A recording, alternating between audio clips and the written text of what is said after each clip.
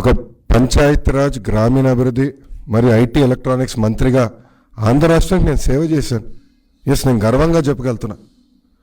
ఒక్కసారి మీరు చూస్తే ఉపాధి హామీ పథకం కింద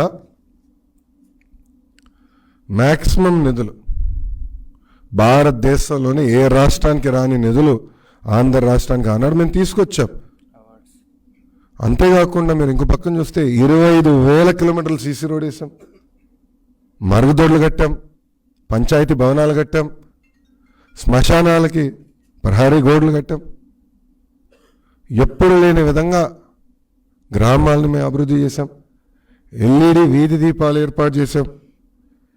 ఇంత అభివృద్ధి చేస్తే వాళ్ళకి ఏం కంపట్ల.